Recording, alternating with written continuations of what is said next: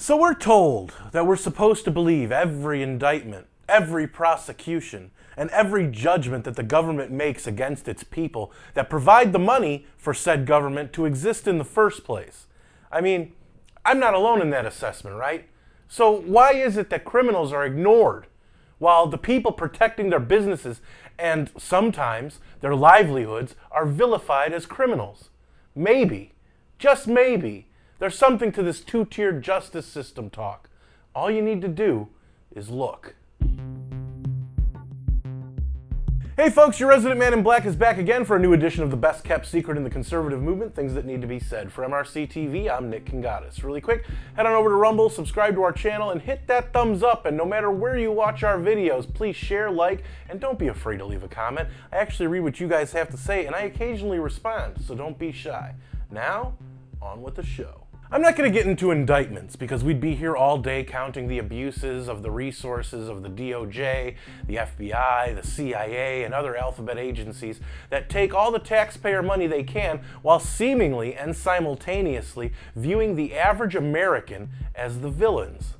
I was scrolling through my cancerous Twitter feed or X feed or whatever other stupid name that platform gives itself, and I saw a video from a newscast saying that the two 7-Eleven clerks who defended their business from a robber stealing from behind their counter like he didn't have a care in the world might be facing charges for assault. We have now learned the store clerks seen on a video beating a man who was trying to steal from their store are now under investigation for assault.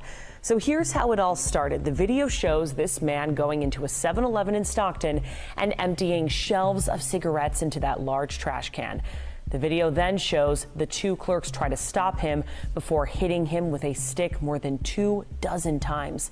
The store clerks now say this man stole from their store 2 other times and threatened them. The flip side of this is that the robber, who the clerks let go at the behest of the guy recording the whole situation, that had no business directing traffic in said situation, will most likely face no repercussions for his criminal actions. But whoa, wait a minute. Isn't the left always telling us when police shoot someone, or when anyone else defends what's theirs with a gun, that the person could have used a stick or a taser or pepper spray instead of having to shoot the criminal?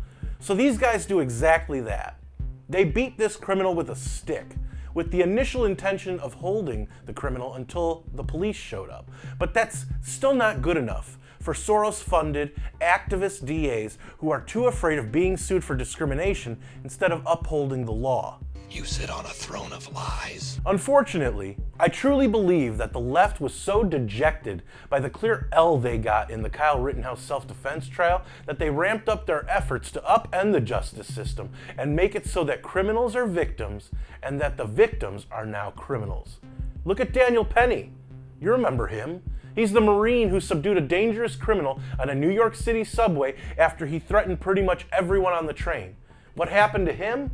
Well, he's been forced to plead not guilty to second-degree manslaughter and criminally negligent homicide in the death of Jordan Neely. However, does a criminal, a murderer, stick around, put the actual criminal in a recovery position, and have witnesses help him and the actual criminal?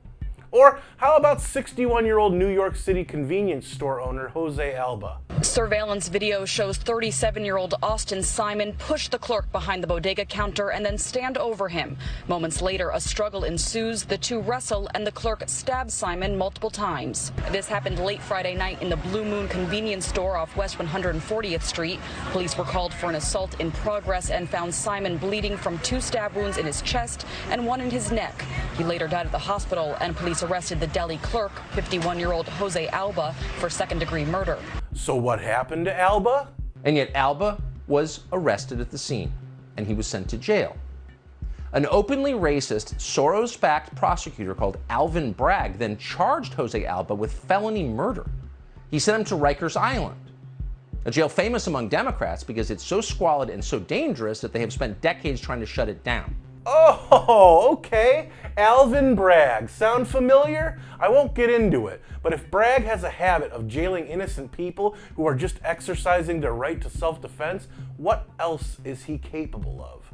The charges against Alba have since been dismissed. So What did the ADA say about the case? Quote, "Following an investigation, the people have determined that we cannot prove beyond a reasonable doubt that the defendant was not justified in his use of deadly physical force." Unquote. Yeah, that's because it was clearly self-defense. You can't wait around to see if someone is going to use deadly force against you in certain situations. Sometimes self-defense is all you have.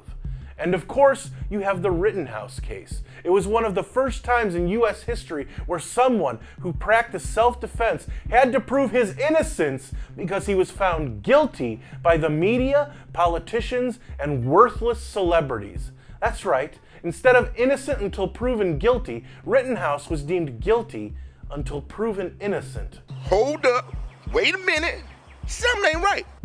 The establishment, the Soros-paid-for justice system, and the rest of the parasites feeding off the rest of us have no problem essentially prosecuting a teenager, all in the effort to prove some, anti-Second Amendment point?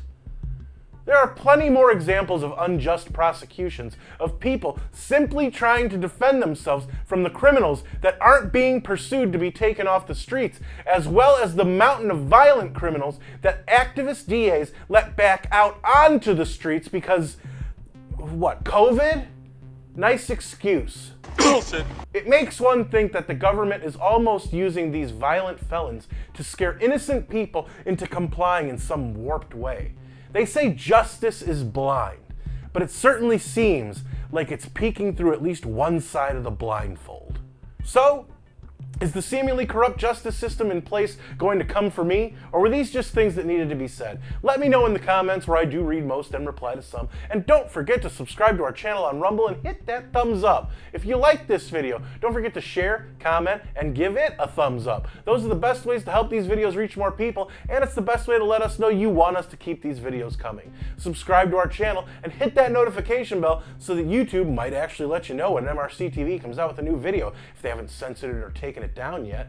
Like us on Facebook, check out more of our work at MRCTV.org, and if you want to support our content and the conservative movement, head on over to MRC.org/donate to help us out, since we're a nonprofit and couldn't do what we do without all of you. For MRC TV, I'm Nick Kangadis.